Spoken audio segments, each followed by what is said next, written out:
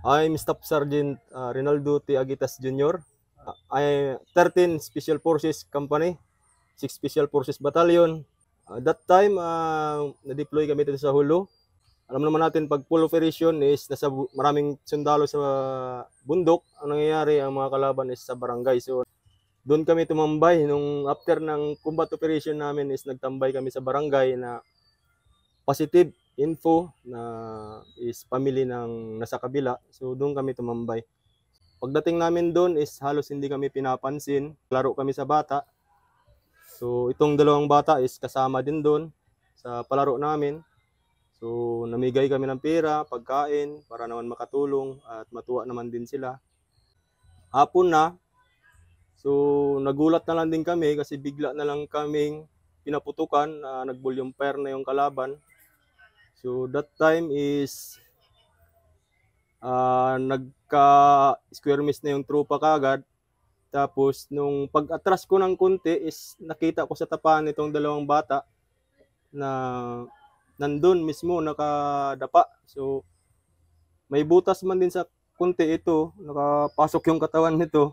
So, 7 years old pa siya noon, maliit ba? Pasok yung katawan nito. Yung ito lang yung nakalabas, kaya dinapaan ko tong dalawa. So, huwag kayong tumayo, sabi ko. At gaano na yung kalaban, pumuputok. So, kasi may mga wounded na. So, yung commander namin na mag-retrograde muna, regroup. Lumapit sa akin yung team leader ko at yung isang kasama ko na dumikit sa akin doon at retrograde na kasi nag-assault na yung kalaban.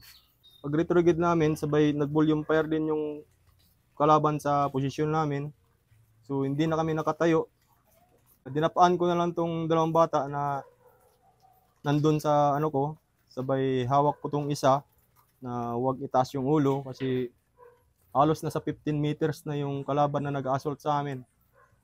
So, pasalamat ako at after nang nag-regroup yung tropa, bumalik kaagad sila. So, maneuver yung isang team, nabulaga sila. Kaya tumakbo, pabalik ng bundok yung mga... Salamat sa mga special forces na ginawa nila sa amin.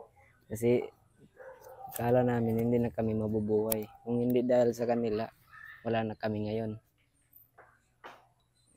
At ang dami ng baril ng kalaban papunta doon sa amin yung bala. Nakikita ko na umaapoy.